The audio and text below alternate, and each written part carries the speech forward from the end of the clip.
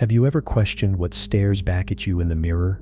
Not the face, but the thing beneath, the unspoken wants, the hungers you've buried so deep, even your dreams lie to you. Imagine waking up one day and realizing your sanity is just a performance, a script written by strangers. The world calls it madness when you peel off the mask. But what if madness is the only honesty left? What if the parts of you deemed broken are actually the clearest reflection of a society that sold you lies wrapped in normalcy? The asylum, the courtroom, the church, all built on the same question: who decides what is real? We're taught to fear the crack in the facade, to swallow the pill, paste on the smile, march in step. But what happens when the act starts to itch? When the rage and desire clawing beneath your skin don't fit the narrative, you lock them away. Label them taboo. But here's the secret. Every normal person is a jailer of their own chaos. The entrepreneur chasing money, the parent clinging to tradition, all desperate to outrun the void whispering, "This is not enough." Why do we punish the ones who stop running, who dare to scream? Look at what we've become. Is it because they're ill, or because they're right? Madness is not the absence of sense. It's truth without a filter. The Victorian hysterics' convulsions, the witches' ravings about female power, the outlawed artists' visions, all were mirrors held up to a society's hidden rot. Your darkest fantasies, the ones that shame you, are not accidents. They're relics of a self you were forced to bury. What if the real disease is the violence we do to ourselves to stay sane, to stay palatable? The line between hero and heretic, genius and lunatic, is drawn by those in power. But the mirror is cracking, and in its shards a question waits. What will you do when the performance ends? Civilization did not tame chaos. It weaponized shame to silence it. For centuries, we've built empires of order atop a foundation of repressed instincts. Carl Jung called it the shadow, the part of you deemed too dangerous, too alive to exist in daylight. But why do we exile these desires? Friedrich Nietzsche warned, "Whoever fights monsters must see to it that he does not become a monster." Yet what if the monster is not in us, but around us? The rules, the gods, the clocks, all designed to domesticate human wildness. Even love became a transaction. Freedom, a cage with golden bars. How do you kill a soul? Slowly, methodically. You convince it to commit the act itself. We are all born schizophrenic. Arthur Schopenhauer argued that the human will, our primal drive to want, is the core of existence. But society demands we amputate it. Split the mind, reason here, desire there. The left brain names, categorizes, obeys. The right dreams, hungers, rebels. This is the original sin. Not Eden's apple, but the lie that we must choose between being a good member of society or a whole human being. Nietzsche saw this fracture as Apollo versus Dionysus, the illusion of control versus the ecstasy of surrender. But what if madness is the scream of a psyche forced to cannibalize itself? The pills, the prayers, the politics, all just newer scalpels for the same ancient surgery. Jean-Paul Sartre called it bad faith, the act of lying to oneself to escape the terror of freedom. But the lie is collective. Viktor Frankl wrote that meaning is the antidote to despair, yet we're handed prefabricated meanings like prison uniforms. Religion, nationalism, consumerism, all are cages labeled salvation. Aldous Huxley's Brave New World was not a dystopia, it was a prophecy. We dose ourselves with scrolling, shopping, streaming, anything to mute the part of us that knows this is all a game. But the game has a cost. Every time you silence a desire, every time you swallow a truth, you feed the machine, and the machine is always hungry. You think you're in control, but every choice you make, the job, the routine, the polite laughter, is a script written by cognitive ghosts. Confirmation bias whispers, "Stay here, it's safe." Cognitive dissonance numbs the pain of living a lie. Neurologically, you're addicted to the dopamine hit of approval, the serotonin drip of belonging, but this is no accident. Society engineered these traps, the same systems that call madness a disorder profit from your silence. Why do you think anxiety disorders skyrocket in functional societies? Because the mind knows when it's being erased. The mirrors aren't just lying, they're starving you. And the hungrier you get, the easier you are to control. Your biology has been hijacked. The amygdala, your primal fear center, is bombarded with news cycles designed to paralyze. The prefrontal cortex, seat of reason, is pickpocketed by infinite scroll. Culture isn't just conditioning, it's a neurological heist. Huxley warned we'd drown in irrelevance, pacified by trivia, but it's worse.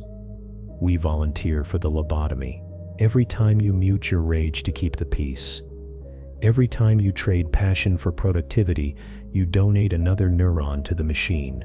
The cost: a world where madness is the only language left to express what's been stolen.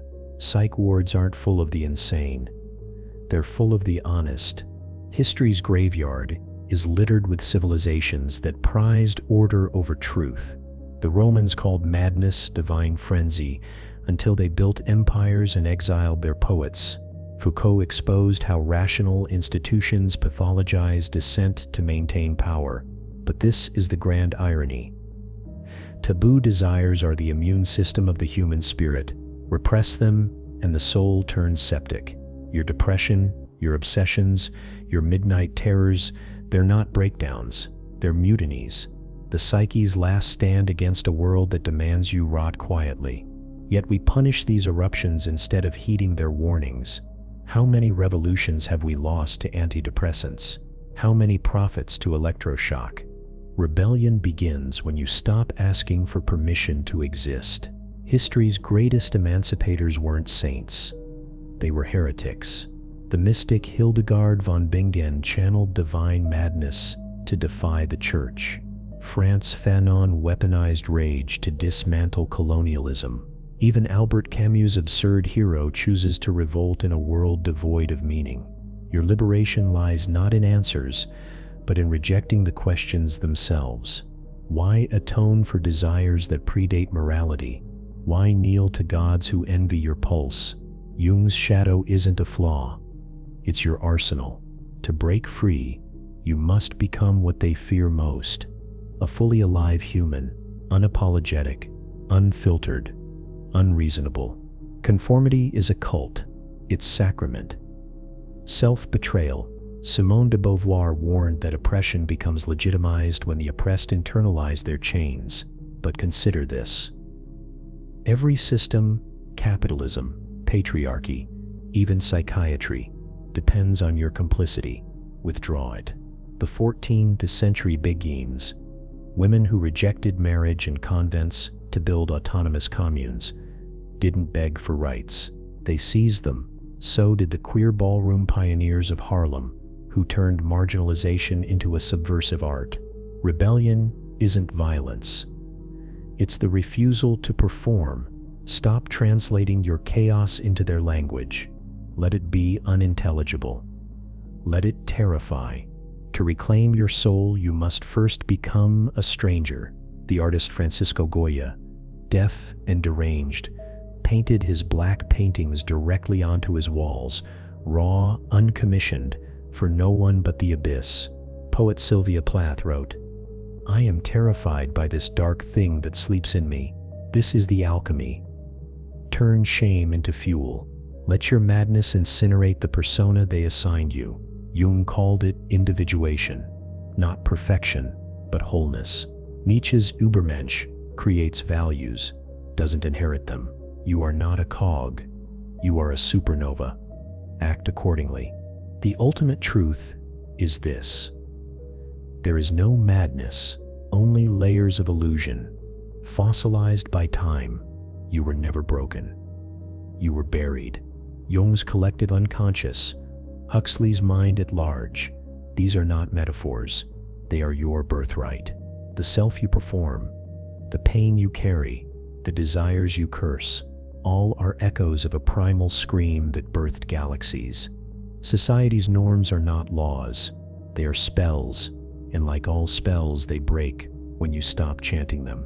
The mirror was never your enemy. It was a door. Step through, burn the script. Let the world dissolve into what it's always been, a story you agreed to tell. You are not in the universe. You are the universe, hungry, infinite, unbound. Nietzsche's eternal recurrence wasn't a curse, but a key. You have always been free. You just forgot. Every taboo impulse, every irrational dream is the cosmos trying to remember itself through you. The schizophrenic, the mystic, the lover, all speak the same unspeakable truth. There is no line between sacred and profane.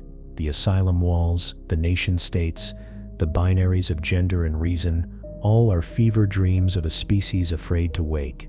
Sartre said, "Hell is other people." He was wrong. Hell is believing you're just a person. This is the final rebellion, to stop seeking, to stop becoming. You are already here, already whole, already holy. Camus told us to imagine Sisyphus smiling, not because he found meaning, but because he stopped demanding it. Your madness, your desires, your relentless ache, they are not flaws. They are the universe's only prayer. The gods you've pleaded to, the saviors you've awaited, they've been your reflection all along. So let the world call you mad. Let it tremble at what it cannot name. You are the shadow and the light, the wound and the knife. Now, burn the temple. Build no new one. The truth needs no altar, only witnesses.